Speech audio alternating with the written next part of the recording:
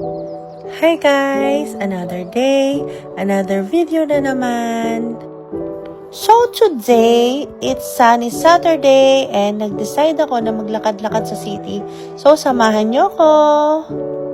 Hindi pa ako nagbe-breakfast and iniisip ko na magko-coffee na lang ako dyan. Kaso sarado pa pala. So ayan, naglakad-lakad ako dyan and sobrang daming taong nakatambay dyan talaga sa gilid, as in.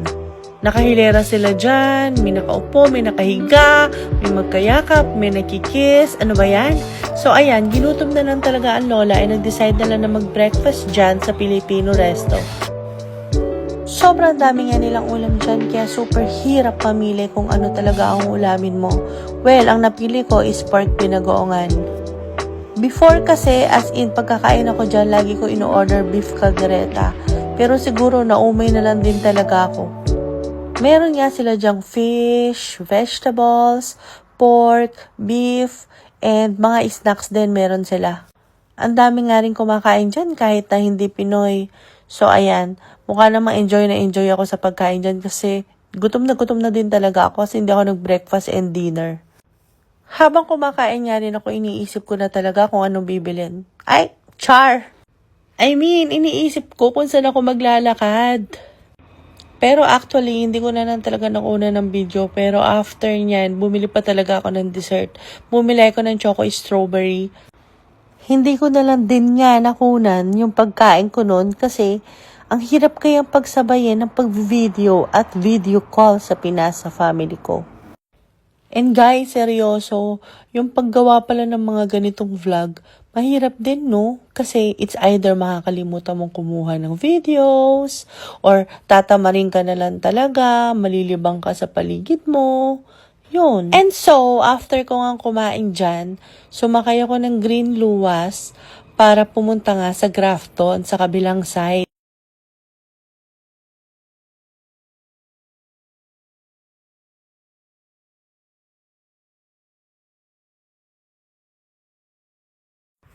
O, di ba? Walk smart. Eka nga. Ay, work pala, hindi walk.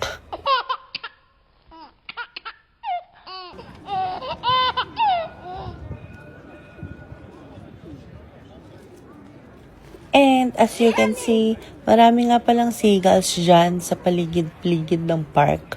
Sabi nga nila nang aagaw ng pagkain dyan. Hindi ko pa kasi na-try kumain dyan eh.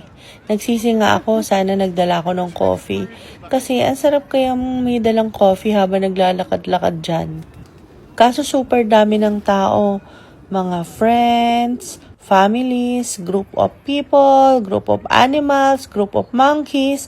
Lahat na ng group nandyan. Ako lang talaga yung alone. Nag-emote pa nga si ate mo, girl. And sobrang saya ko dyan kasi feeling ko talaga wala nang winter season, as in it's over. Yung mga flowers, nagsisimula na magpakita dyan. Yung mga trees, nagsisimula na magka-leaves ulit. Kaya ayan, sobrang tao talaga na nauupo na sa grass. And syempre, dahil sa Inglaterra ang person, ayan, naupo na rin ako dyan and nag-emote-emote. Habang nag-emote ako dyan, nagme-message nga pala ako kay Habi. Sinasabi ko na, sana nandito ka, sana kaakap kita, sana kahawak kamay kita, sana ka, lahat ng sana. So, nainggit na lang talaga ako dyan kaya umalis na ako. Naglakad-lakad na lang nga ako sa street na yan sa Grafton and nakita ko tong si Manong na super hyper.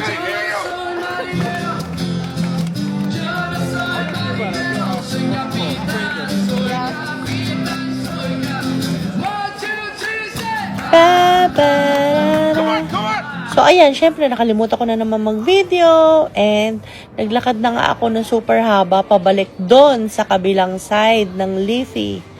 Kaya, nagutom na naman ako and nag-decide ako na kumain na lang dito sa Korean resto na to. Mag-Starbucks nga sana ako kaso ang daming tao ang habang pila. Kaya, ayan, napakain na naman tuloy ako ng rice dyan. Ang in-order ko nga pala bibimbap. While waiting, ayan, nagti-TikTok lang, nag-FB, and ayan nga, habang hinihintay ko talaga yung order ko, naiinip na ako. Kasi gusto ko na rin talagang umuwi. Plan ko kasi sana umuwi din ng may araw. Kasi, ang pangit kaya nun, kasi lately, lagi na lang akong gabing umuwi. Dahil sunod-sunod ang duty. So, ayan, kumain nga lang ako and in-enjoy ko yung pagkain dyan ng bongga.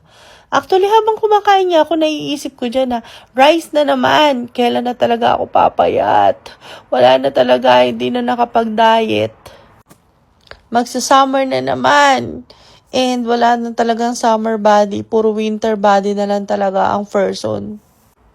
Anyway, pagkatapos ko nga palang kumain dyan, umuwi na rin talaga ako. Bumili lang ako ng kaunti sa Asian store. And then, ayun, wala nang outro to guys. Pagdating ko sa bahay, naligo lang ako. And as usual, nag-video call na ako sa asawa ko. So, ayun. O, diba? Ang hirap mag-vlog. Char! O siya, dito na lang muna. Thank you for watching. Bye!